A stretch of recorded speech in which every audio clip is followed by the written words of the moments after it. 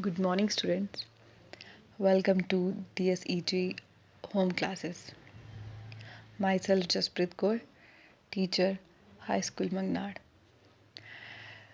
Today, students, we are going to discuss our environment. A new chapter, our environment. Environment होता क्या है? Environment is the surrounding in which we live. It is the source of our life. Our whole life depends on the environment. Environment क्या है? हमारी surroundings है जहाँ हम रहते हैं. जितने भी लाइफ एस्पेक्ट्स हैं वो डिपेंड करते हैं हमारे इन्वायरमेंट पे. So in this chapter we shall be study how various factor in the environment interact with each other and how we impact the environment. हमारा क्या असर होता है इन्वायरमेंट पे, वो हम इस चैप्टर में डिस्कस करेंगे. इफ़ यू रिमेंबर, अपनी पहली क्लास में in ninth we discuss the nutrient cycle like nitrogen, carbon, oxygen are change from one place to another. हमने लास्ट क्लास में ये पढ़ा है, जितने भी हमने साइकिल्स पढ़ी हैं, बायो केमिकल साइकिल्स.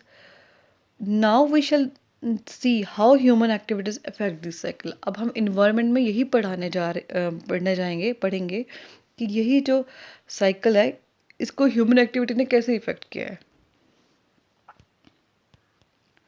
आपने कभी सोचा है what happened when we add our waste to the environment? अगर हम अपने घर का वेस्ट इन्वायरमेंट में ऐड करते हैं तो क्या इफेक्ट होता है उसका इन्वायरमेंट पे. So we discuss here. Dear student, जैसे हमने पढ़ा है हाउ फूड इज डाइजेस्टेड. खाना कैसे डाइजेस्ट होता है? The food we eat is digested by various enzymes. कभी सोचा है why the same enzyme does not break down everything we eat? क्या कोई सेम एंजाइम जो हम खाते हैं, जो हम सब जितने भी न्यूट्रिएंट्स हम खाते हैं उन सबको डाइजेस्ट करता है? No. Enzymes are specific. Specific enzymes are needed for the breakdown of specific substances. जैसे enzymes specific food को digest करते हैं, particular food को digest करते हैं, particular nutrient को digest करते हैं, वैसे ही waste भी. हमारे environment में जितना भी waste हम लोग throw करते हैं वो भी कुछ organisms को destroy करते हैं, कुछ नहीं कर पाते हैं. इसी बेसिस पे हमने वेस्ट को दो कैटेगरी में रखा हुआ है, बायोडिग्रेडेबल वेस्ट और non biodegradable waste. So first comes biodegradable waste. Substances that are broken down by the biological processes are said to be biodegradable. These substances are decomposed through the action of fungi, bacteria and other living organisms. Biodegradable substance waste क्या होता है? वो waste जिसको biological process से हम destroy करें. वो biological processes में क्या चीज़ इन्वॉल्व होती है? हमारे micro organisms like fungi, bacteria और जितने भी अदर लिविंग ऑर्गेनिजम्स हैं.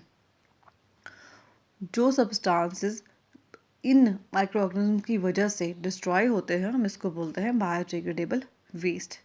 For example food waste, tree leaves, vegetables, fruits. So these are the examples. Next comes non-biodegradable waste. अब non-biodegradable waste क्या होता है? Substances that are not broken down by biological processes. वो substances जो biological processes से broken down ना हो. These substances may be in solid, liquid or gaseous form. Like our plastics. जो ह्यूमन मेड थिंग्स हैं प्लास्टिक्स, इनको हम degrade नहीं कर सकते with the help of biological processes. So these are two waste, biodegradable and non biodegradable. जैसे मैंने पहले कहा, environment interact with each other. वो इंटरेक्ट कैसे करता है?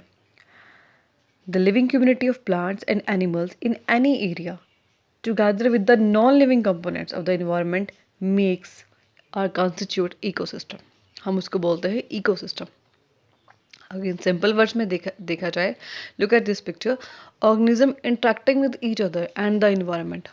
Organism खुद से भी interact करते हैं और साथ में इन्वायरमेंट से भी इंटरेक्ट होते हैं, तो डैट मेक्स इकोसिस्टम, उसको हम कहते हैं ecosystem.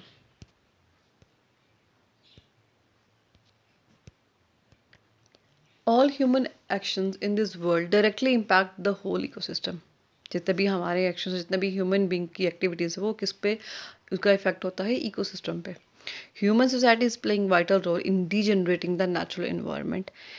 A clean environment is necessary for all living things. Human society का बहुत बड़ा रोल है फिर से नेचुरल एनवायरनमेंट को डीजनरेट करना, वो मैं आगे पढ़ाऊंगी आपको। नेक्स्ट इसके बाद जो हमने पढ़ना है डैट इज लिविंग बींग्स, क्योंकि इकोसिस्टम में मैंने बताया कि living beings interact with the environment, so हमें पता होना चाहिए लिविंग बींग्स में, लिविंग थिंग्स में क्या आता है, लिविंग बींग्स में हमने क्या पढ़ने वाला है next. So next comes your living beings. In our ecosystem हमने लिविंग बींग्स को 3 कैटेगरीज में डिवाइड किया है। पहला आता है आपका producer, consumer, decomposers. So first category is producer. Producer क्या होते हैं? वो ऑर्गेनिज्म जो अपना खाना खुद बनाते हैं।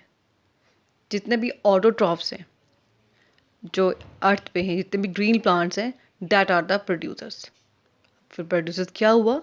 Organisms which produce their own food, that is called as producers. ये खाली लैंड के प्लांट्स की बात नहीं कर रही हूँ यहाँ पे मैं।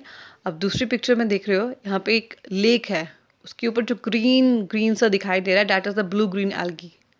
इनको भी हम प्रोड्यूसर्स ही कहते हैं, जो अपना खाना खुद बनाते हैं, यानी कि जितने भी प्लांट्स हैं वो सारे इस कैटेगरी में आते हैं।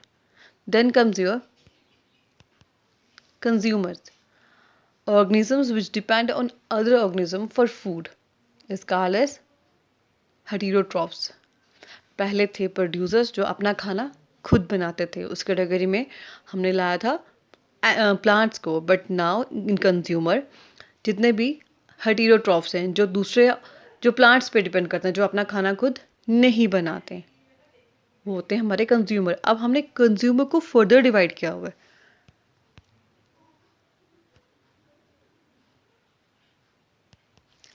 कंज्यूमर को हमने फर्दर डिवाइड किया है। हमारा आता है हर्बीवोर्स, कार्निवोर्स और omnivores. Now first come herbivores. Herbivores are those animals who depends on plants. Herbivores में वो वाले एनिमल्स आते हैं जो प्लांट्स को खाते हैं, यानी कि प्रोड्यूसर्स को लेते हैं, जो प्रोड्यूसर्स को कंज्यूम करते हैं। ठीक है, for example here deer, elephants that live on plant life. Next come your carnivores. Carnivores वो वाले एनिमल्स होते हैं जो हर्बीवोर्स को खाते हैं, लुक एट दिस पिक्चर। इस पिक्चर में आप देख सकते हैं, हम कार्निवोर्स एनिमल्स की बात कर रहे थे, तो carnivores which live on the herbivores, जैसे मैंने पहले कहा। In our forest the carnivores are tigers, lion, leopard, jackals, foxes and small wild cats. जितने भी मैंने बताए सारे कार्निवोर्स हैं। जैसे यहाँ आप देख सकते हो, ये लाइन किस पे डिपेंड कर रहा है? डियर पे। Lion is a carnivores. Then comes our omnivores. Omnivores वो वाले एनिमल्स होते हैं जो दोनों पे डिपेंड करते हैं, हर्बीवोर्स पे भी और कार्निवोर्स पे भी। जो प्लांट्स पे भी और जो एनिमल्स दोनों पे डिपेंड करते हैं, वो किस कैटेगरी में हम रखते हैं? उनको ओमनिवोर्स पे। So next come the decomposers. अब डिकम्पोजर्स क्या होते हैं? डिकम्पोजर ऐसे ऑर्गेनिज्म होते हैं who feed on dead plants and animals. For example bacteria, fungus, जितने भी हमारे माइक्रो ऑर्गेनिजम्स हैं उनको हम डिकम्पोजर्स में रखते हैं। जो डिकम्पोजर्स होते हैं ये बड़ा इंपॉर्टेंट रोल प्ले करते हैं इन्वायरमेंट में। पहला, clean up environment by decomposing dead organism. ये क्लीन करते हैं, उनको डिकम्पोज करते हैं, जितने भी डेड ऑर्गेनिज्म होते हैं उनको डिकम्पोज कर देते हैं। Second is the break complex compounds in dead organism into nutritions. This nutritions mix with the soil making soil more fertile. वो फिर से सॉइल को फर्टाइल कर देते हैं। जितने भी हमारे डिकम्पोजर्स होते हैं. So these play a very important role: producers, consumers and decomposers. जो हमने ये 3 कैटेगरीज पढ़ी हैं, प्रोड्यूसर्स, कंज्यूमर्स, डिकम्पोजर्स, जो हमारी लिविंग बींग्स, जो हमारे बायोटिक कंपोनेंट्स में आती हैं इकोसिस्टम के, इसमें जो बीच में है, जो सेकंड वाली है, जो पहले फर्स्ट जिसको हम पहले प्रोड्यूसर कह रहे हैं, जिसको हमने ये भी कहा है कि ये ऑटोट्रॉफ्स में आते हैं, कंज्यूमर्स जो होते हैं हमारे हेटेरोट्रॉफ में आते हैं. थर्ड जो हमने देखी है डिकम्पोजर्स में जो आती है न्यूट्रिशन, वो होती है सेप्रोट्रॉफ्स. तो इन तीनों में जो कंज्यूमर्स हैं ये एक चेन भी बनाते हैं. तो जिसको हमने कहा जो इन्वायरमेंट में एक चेन बनाते हैं, जैसे हमने पढ़ा हर्बीवोर्स, कार्निवोर्स, ओमनीवोर्स, तो ये एक चेन है जिसको हम बोलते हैं फूड चेन. हम इस पिक्चर को देख के मैं को और क्लियर करती हूँ. इस पिक्चर में आप देख रहे हैं एक चेन बन रही है. हमने कंज्यूमर्स में पढ़ा था herbivores, then carnivores, then omnivores. तो जो हर्बीवोर्स हैं, जो प्लांट्स, वो एनिमल्स जो प्लांट्स पे डिपेंड करते हैं, जो प्लांट्स पे डिपेंड करते हैं, और जैसे हमारे काऊ होगी, डियर हो गया. फिर जो डियर पे भी कोई डिपेंड करता है, that is our lion, tiger, leopard. ये एक चेन बना, एक सीक्वेंस बना है इन्वायरमेंट में, जो एक चेन बना रहे हैं जिसको हम बोलते हैं फूड चेन, जिसमें हमारी एनर्जी भी ट्रांसफ़र होती है एक ट्रॉफिक लेवल से दूसरे ट्रॉफिक लेवल पर. तो इन सिंपल वर्ड्स हम क्या कहेंगे? The transfer of energy from the source in plants through a series of organism by eating and being eaten constitute food chain. Food chain क्या होता है? एनर्जी का ट्रांसफर होना एक लेवल से दूसरे लेवल में by eating and being eaten. ये एक प्रोसेस, एक सीक्वेंस है जिसको हम फूड चेन कहते हैं. अगर हम किसी एक्वेटिक इकोसिस्टम को देखते हैं तो ये देखिए यहाँ पे एल्गी, जो हमारे यहाँ पे वाटर बॉडी है, इसके ऊपर जो ग्रीन सा एरिया आपको दिख रहा है, that is the blue green algae. और जिसको कौन इस पे कौन डिपेंड करता है? हमारा इंसेक्ट, फिर फिश, देन बर्ड, और एंड में देख रहे हो जो ये फिश है, ये बर्ड उसको ईट कर रहा है. तो that is the pond ecosystem, the pond food chain. इसी के साथ एक और आता है concept, that is food web. अभी फूड वेब क्या होता है? हमने बहुत सारी चेन्स देखी हैं, मैंने आपको 2 ही बताई हैं, एक लैंड की और एक पॉन्ड की. But in an ecosystem there are very large number of interlinked chains together, these forms a food web. बहुत सी चेन्स, यही फूड चेन जब आपस में इंटरलिंक्ड करती हैं, इस पिक्चर में आप देख भी रहे हैं, तो ये क्या बना है? एक जाल बना हुआ है, एक नेटवर्क बना हुआ है, नेटवर्क ऑफ चेन्स है ये फूड चेन. इसी को हम कहते हैं food web. So this is all about our environment, our living, our biotic component.